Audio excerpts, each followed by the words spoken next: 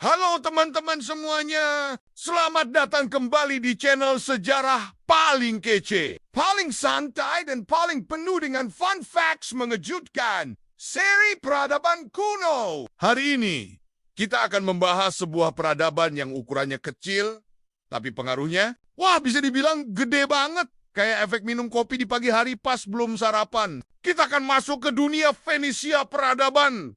Para pedagang cerdas, pelaut hebat, dan pencipta alfabet yang akhirnya jadi nenek moyang dari huruf-huruf yang lagi kalian baca sekarang. Siap, tarik layar, ambil cemilan, karena ini akan jadi petualangan sejarah lintas Laut Tengah yang gak bosenin. Let's go! Siapa sih Fenisia itu?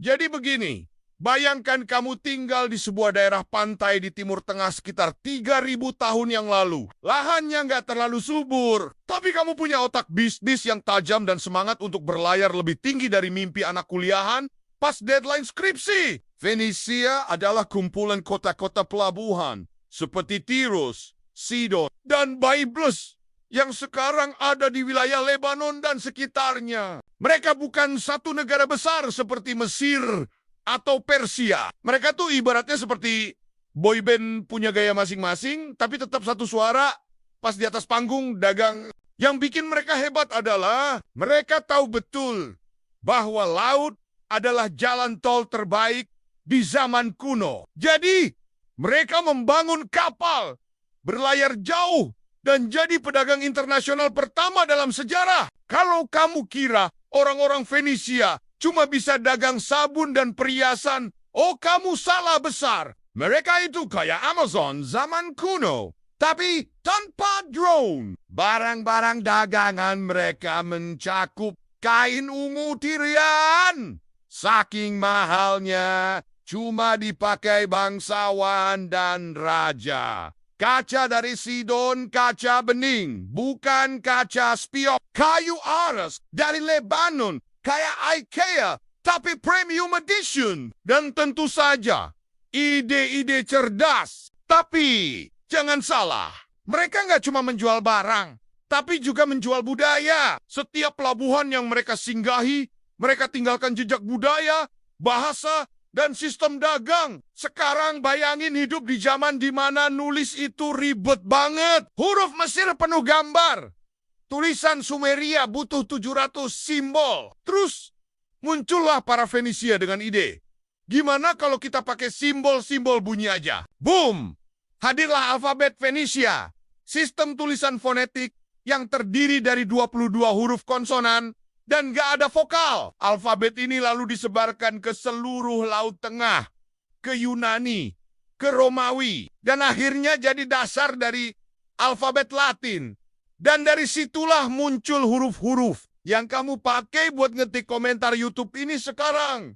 Terima kasih Fenisia. Barusan kita sempat sebut Tirus dan Sidon. Tapi yang gak kalah penting adalah Kartago, koloni paling terkenal yang mereka bangun di Afrika Utara.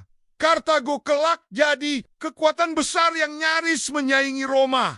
Tapi itu cerita buat episode lain. Kota-kota Fenisia punya pelabuhan canggih, kuil megah, dan pasar-pasar ramai kayak Shopee saat Harbolnas. Mereka juga bikin kuil buat dewa-dewa mereka, seperti Melkart, dewa pelindung Tirus, mirip Herkulesnya Yunani, Astarte, Dewi Cinta dan Perang. Dan jangan kira karena mereka dagang, mereka nggak punya budaya. Mereka punya mitologi, seni, dan ritual yang sangat khas. Bahkan beberapa arkeolog bilang budaya Fenisia itu semacam campuran eksotis antara Mesir, Mesopotamia, dan style dagang high class. Kalau kamu pikir Columbus itu penjelajah paling awal, kamu belum kenal sama penjelajah Fenisia. Mereka dipercaya telah mencapai Spanyol, Maroko, bahkan mungkin sejauh Inggris. Beberapa sejarawan bahkan punya teori. Mereka mungkin berlayar mengelilingi Afrika jauh sebelum bangsa Eropa tahu benua itu bentuknya kayak paha ayam. Edan kan? Dan semua ini mereka lakukan tanpa Google Maps, tanpa kompas modern. Cuma pakai bintang dan insting pedagang. Ulung, kenapa Fenisia jarang dibahas? Fenisia adalah definisi dari unsung hero. Mereka bukan imperium militer. Mereka nggak suka perang besar. Tapi mereka mengubah dunia lewat ide dan dagang. Sayangnya, karena mereka nggak tinggalkan banyak tulisan atau bangunan megah seperti piramida atau kuil raksasa, mereka sering dilupakan dalam pelajaran sejarah. Padahal, tanpa mereka, kita mungkin nggak bakal punya alfabet, sistem dagang modern, atau bahkan kebudayaan Mediterania yang kaya itu. Meskipun banyak kota Fenisia kini tinggal reruntuhan, warisan mereka tetap hidup dalam huruf yang kita baca. Dalam konsep perdagangan global, dalam warisan budaya Mediterania, mereka ajarkan satu hal.